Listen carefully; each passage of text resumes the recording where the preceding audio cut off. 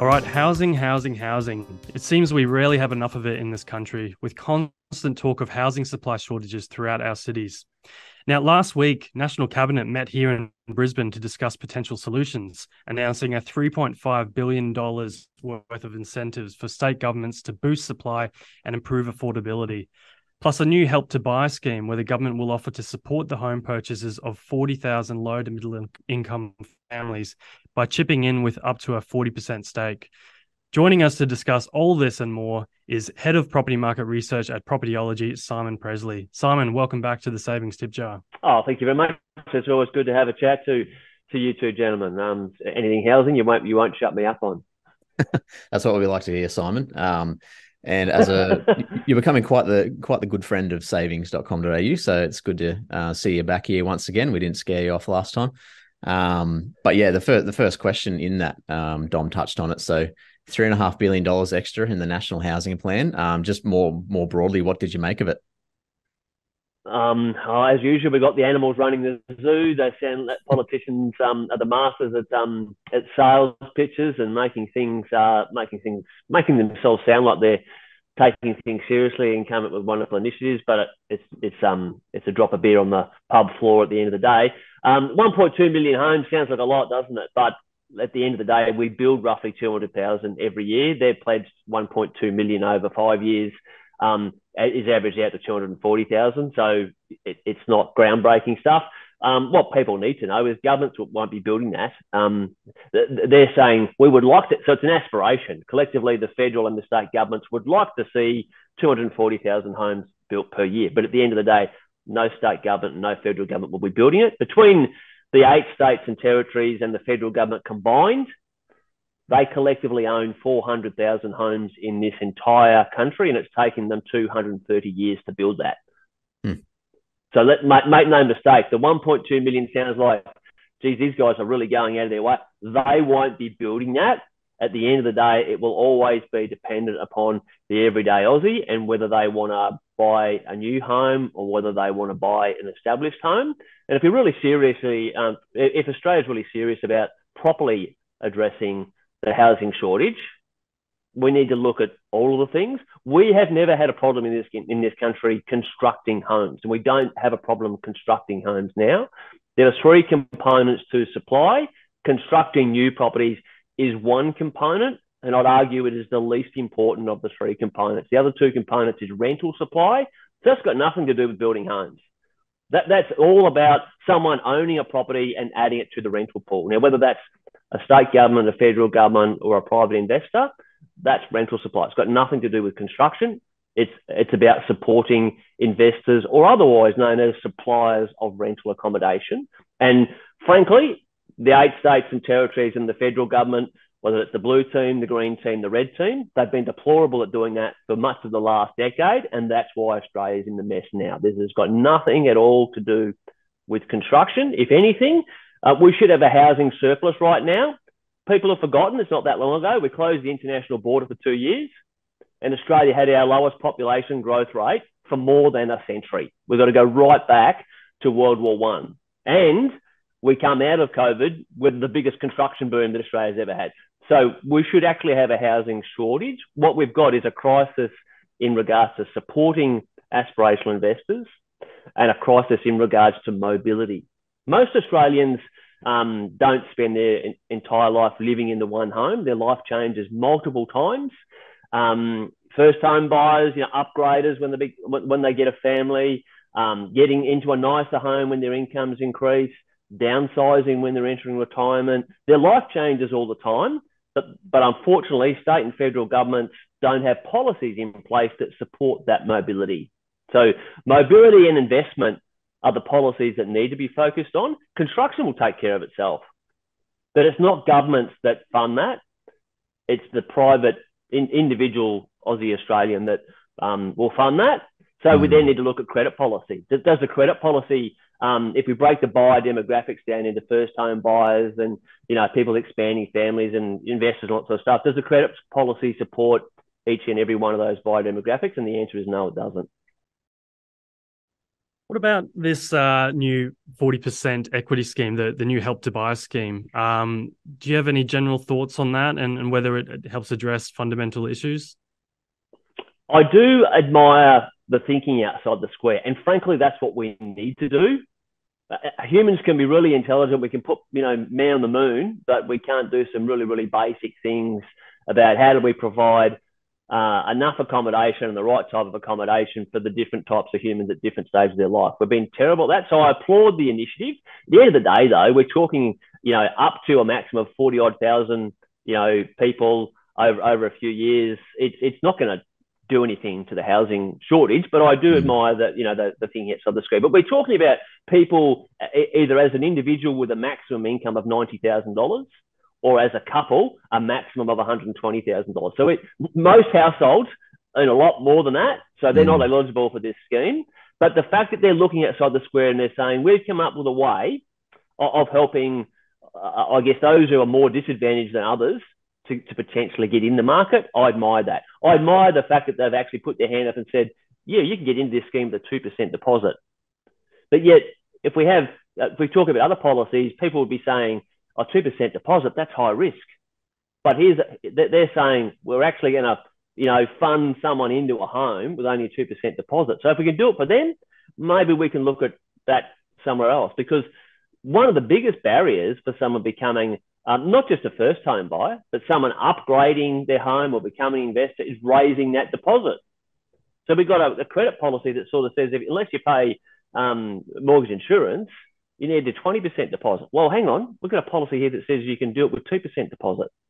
So if you can do it for one, why can't we do it for others? So if we expand those sort of issues out further, we'll be making a greater dent in the housing shortage situation. Stamp duty needs to be looked at.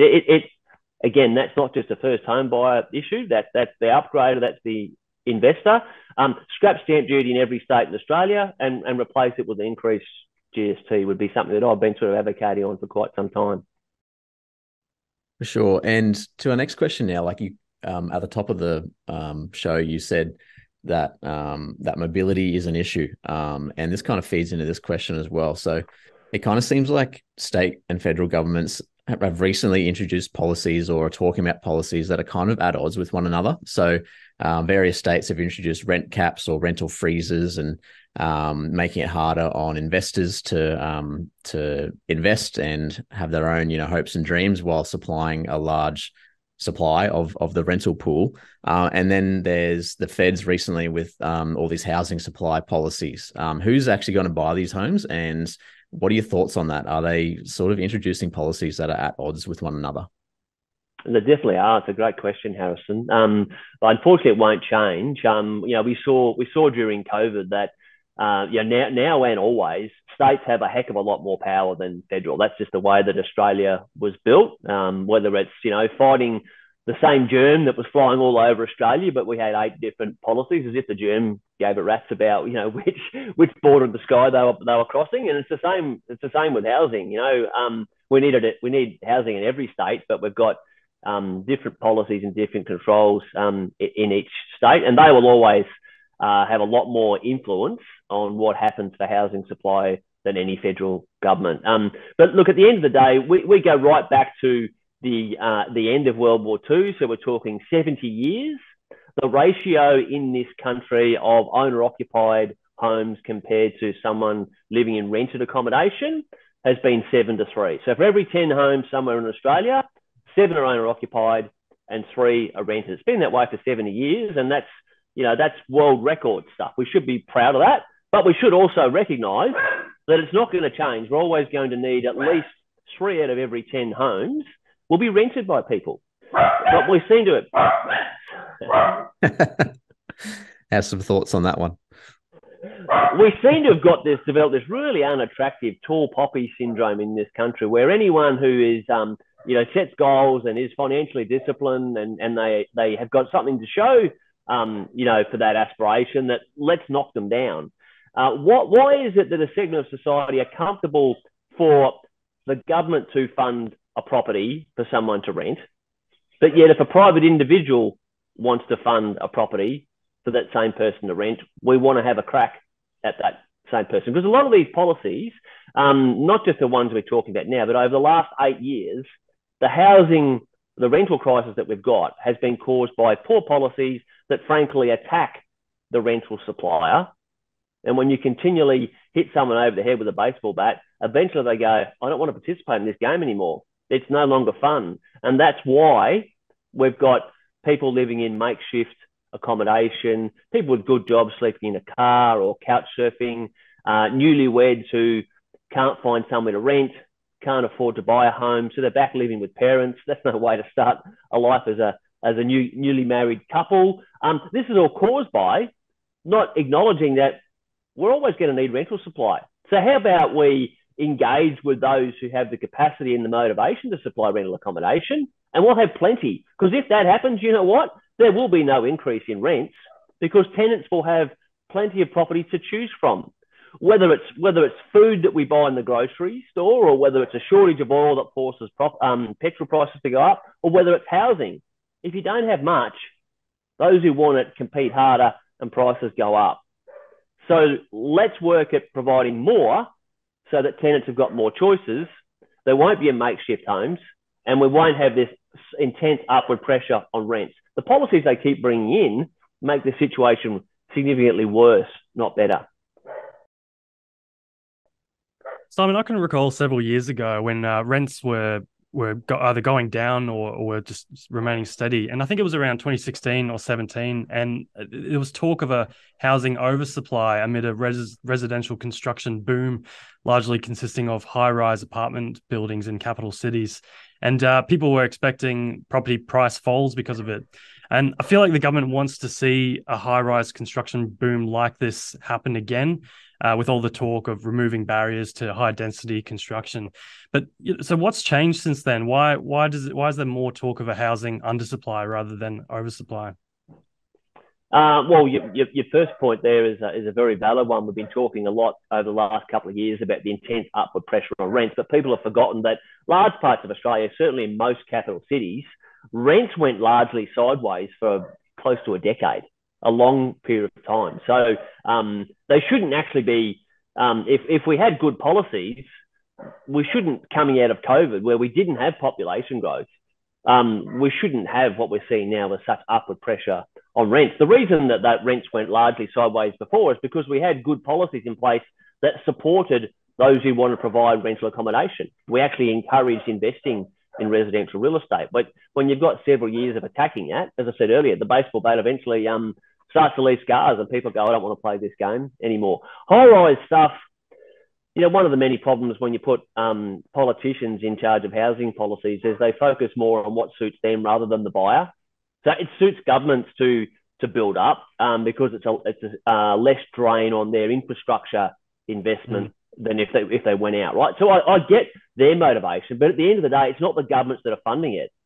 It's Harrison, it's Dominic, it's Simon, right? So if we don't want that, cupboard in the sky, we're not going to buy it. So why put all these policies in place if at the end of the day, the people with the money aren't going to put their money in it? If the governments are going to fund these high rise in the sky, well, go for it. But we know that they're not. They're flat out funding a new hospital, let alone funding, residential accommodation. They've never been big funders of residential accommodation, and they're certainly not about to start that now. So, whether it's the construction industry, whether it's property developers, whether it's city councils, each level of government, they always need to be focusing on what does those with the money, what do the buyers want? And let's put policies around that, because without the money, the policies are useless.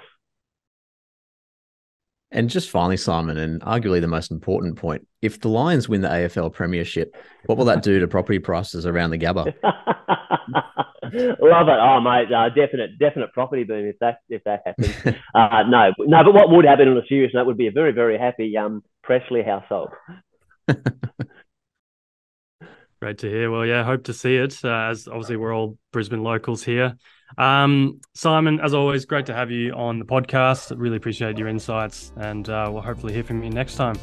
My pleasure, gentlemen. Always good to have a chat. Enjoy the rest of your day. Thanks, Simon.